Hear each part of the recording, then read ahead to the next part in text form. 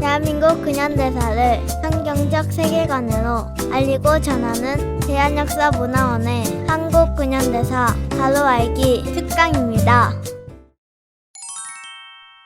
조선에 온 선교사 5번째 이야기. 대한민국 구석구석에 스며든 선교사들의 흔적. 지금부터 시작합니다. 오늘은 대한민국 구석구석 남아있는 선교사들의 흔적을 정리해 볼까 합니다. 아, 이런 것까지 선교사들이 했다고? 생각하게 될 이야기들이 있으니 집중해 주세요.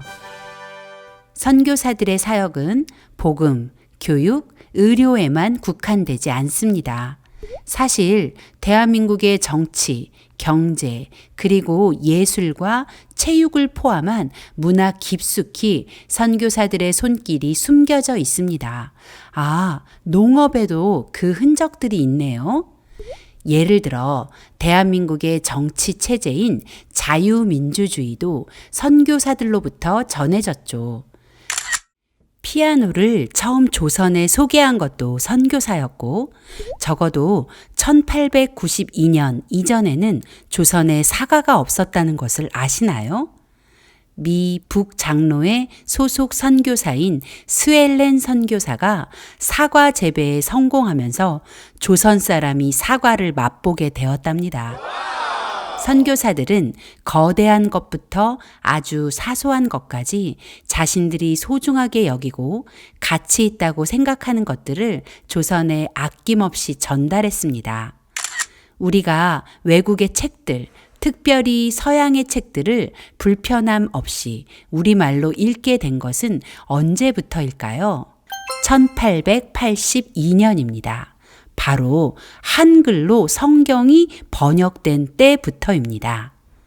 1882년 존 로스 선교사와 맥킨타이어 선교사는 성경을 한글로 번역하였고 1883년 그 번역된 성경이 압록강을 건너 조선의 백성들에게 읽혀지기 시작한 것입니다.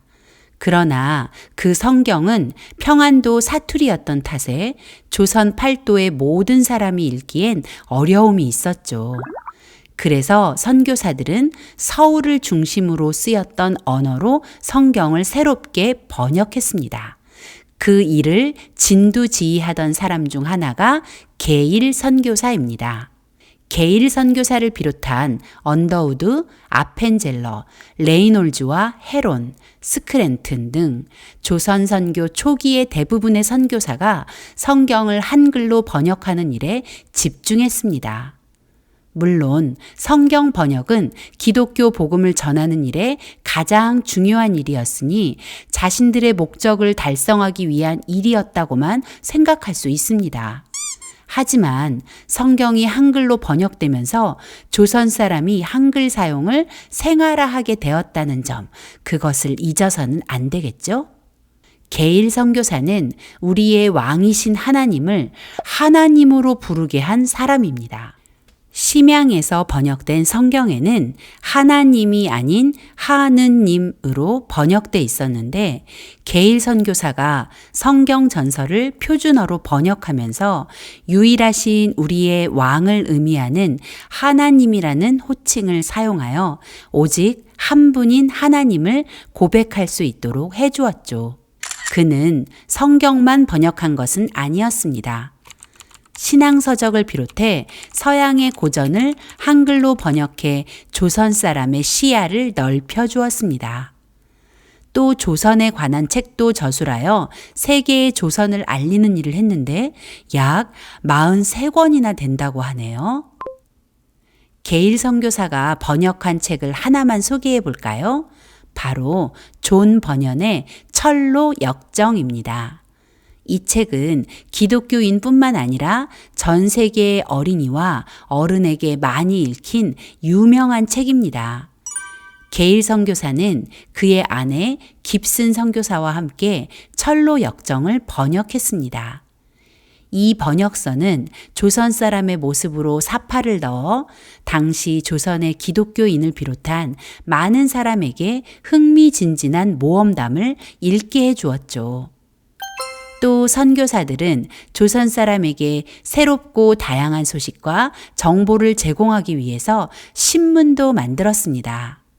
지금은 스마트폰으로 검색하면 각종 정보를 얻을 수 있지만 그 당시에는 스마트폰, TV, 인터넷도 없었던 때라 정보를 제공받는 일이 어려웠습니다. 좋은 정보가 많다는 것은 삶을 풍요롭게 해줍니다. 왜냐하면 정보가 많을수록 더 좋은 것을 선택할 기회가 많아지기 때문이죠. 그래서 선교사들은 기독교 교계의 소식, 그리고 당시 조선 사람들에게 필요한 다양한 정보와 소식을 알리기 위한 신문을 창간했습니다.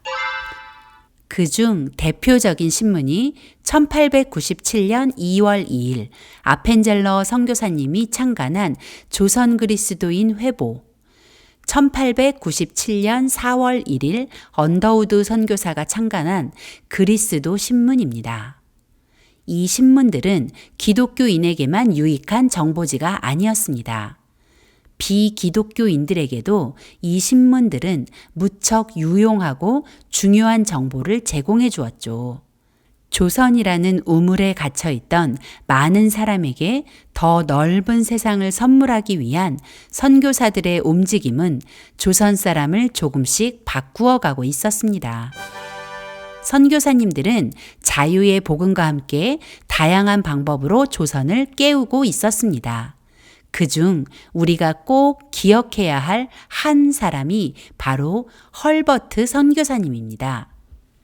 호머 헐버트 선교사는 한국의 신실한 친구라는 별명을 가지고 있습니다. 어떻게 그런 별명을 가지게 되었을까요? 헐버트 선교사는 1886년 7월 4일 그의 나이 23살에 유경공원의 영어교사로 조선에 왔습니다. 유경공원은 1886년 9월에 설립된 왕립교육기관이었는데 영어 교육에 중점을 두어 세워진 학교였기 때문에 미국의 교사들을 요청하였고 헐버트는 선교사가 아닌 교사로 조선에 오게 된 것입니다. 5년 동안의 조선 생활을 마친 헐버트는 미국으로 돌아갔고 1893년 미국 감리교 선교부의 파송을 받아 조선의 선교사로 돌아왔습니다. 조선에 돌아온 헐버트 선교사는 배제학당 출판 기관인 산문 출판사의 책임자로 조선에서의 사역을 시작했죠.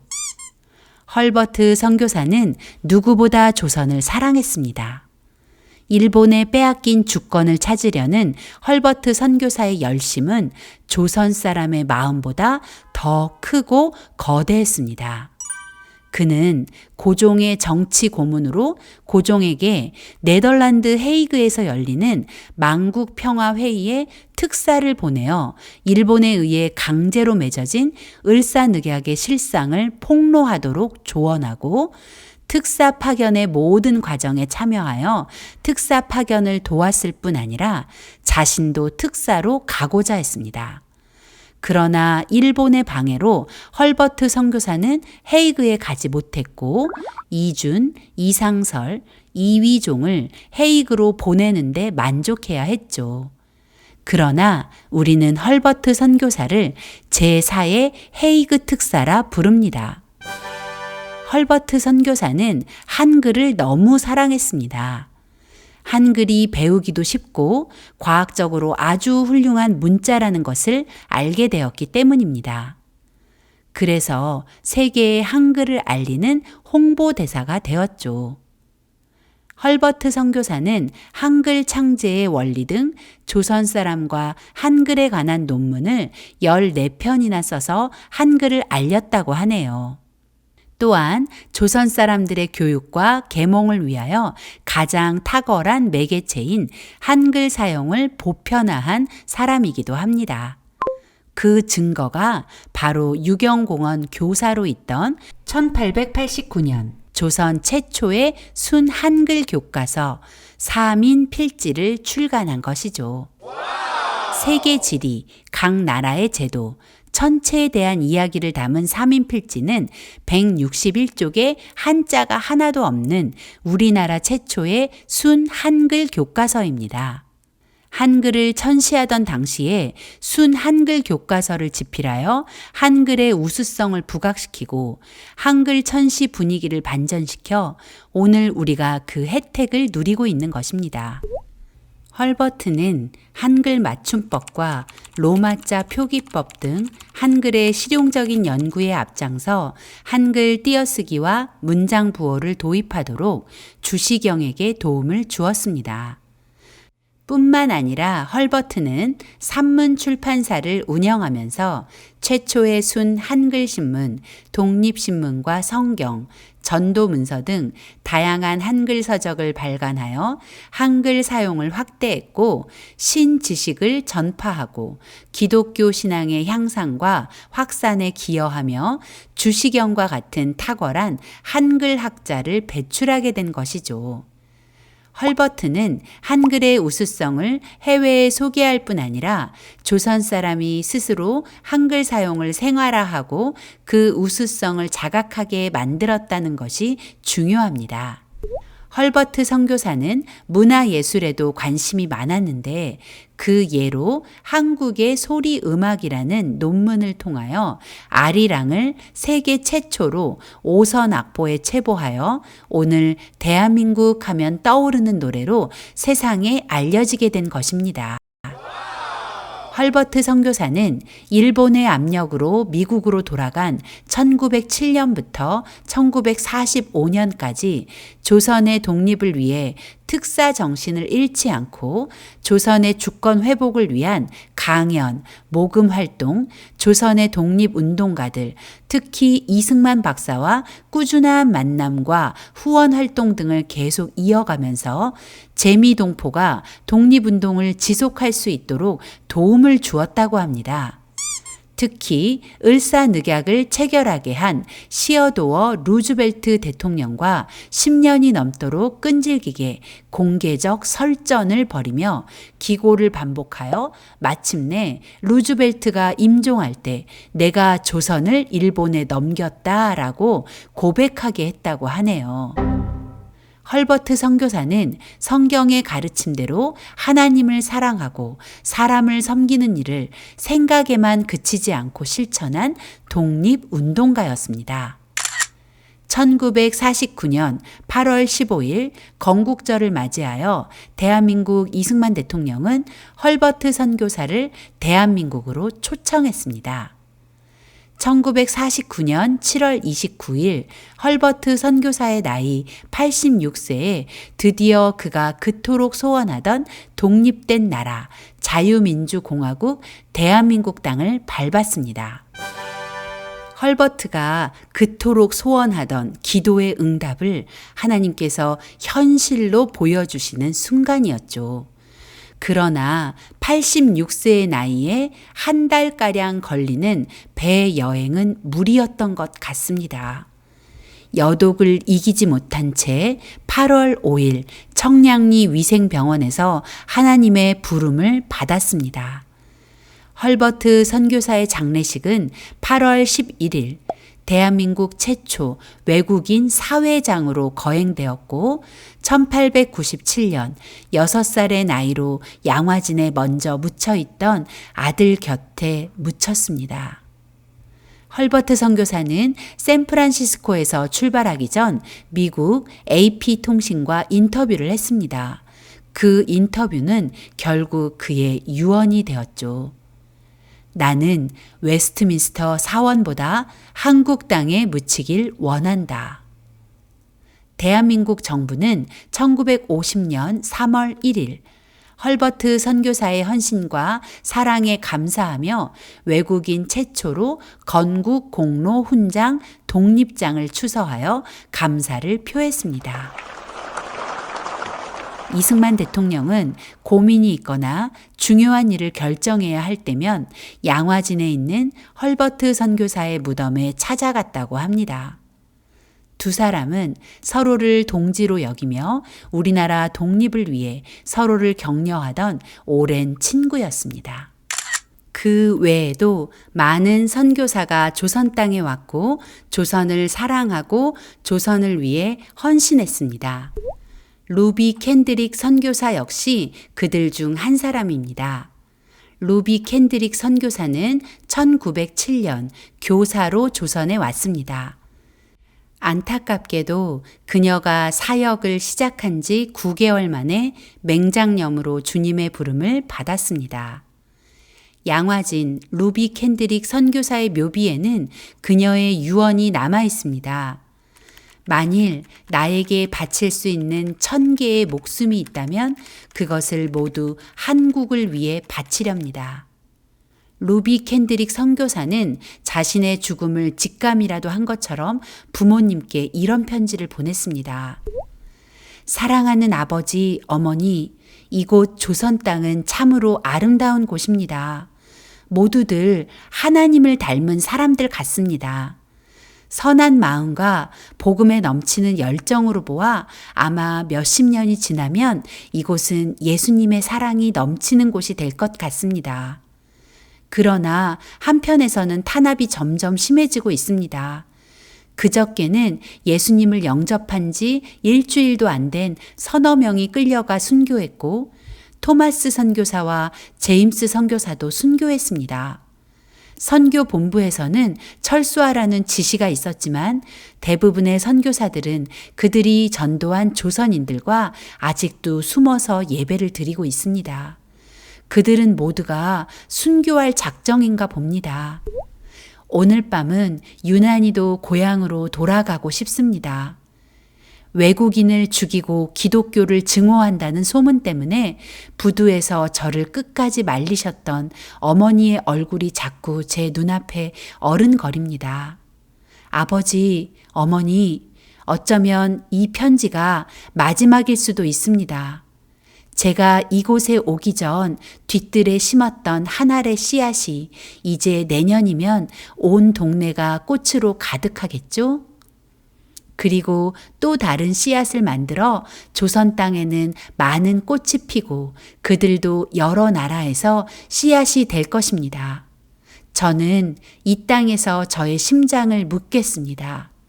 바로 이것은 제가 조선을 향해 가지는 열정이 아니라 하나님께서 조선을 향해 가지신 열정이라는 것을 알게 되었습니다. 어머니, 아버지, 사랑합니다. 루비 캔드릭 선교사는 얼마든지 돌아갈 수 있었습니다. 그리고 그녀가 집으로 돌아갔더라면 그녀는 결혼도 하고 아이도 낳으며 행복하게 지냈을지도 모릅니다. 그러나 그녀는 조선을 위해 자신의 목숨을 기꺼이 바치기로 결심했습니다. 조선을 사랑했기 때문이죠. 우리는 우리를 위해 희생한 선교사들에게 큰 빚을 지고 있다는 것을 잊지 말아야 합니다. 선교사들은 이런 것까지 조선에 선물해 주었습니다. 바로 스포츠와 음악입니다. 우리가 즐기는 스포츠를 조선에 소개한 사람이 선교사들이랍니다. 요즘 다시 야구 열풍이 불고 있죠?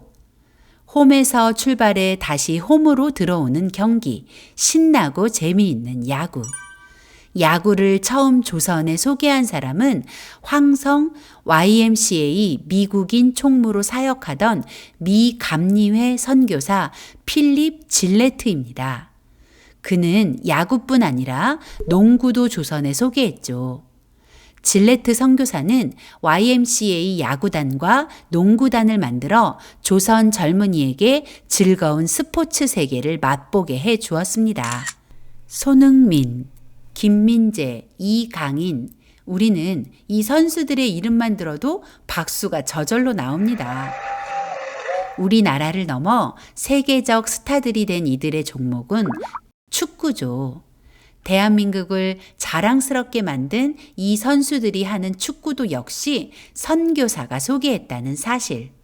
그는 바로 호남 지방의 개척자 7명 중 하나인 윌리엄 전킨 선교사입니다. 이상화, 김연아, 곽윤기, 김아랑, 이들은 종목은 다르지만 모두 얼음 위에서 스케이트를 신고 대한민국의 이름을 빛나게 한 선수들입니다. 특히 쇼트트랙은 대한민국이 넘사벽이라는 것 다 아시죠? 이렇게 대한민국을 빛내주는 스케이트, 역시 레이놀즈 선교사가 처음 조선에 들여왔죠. 그뿐일까요?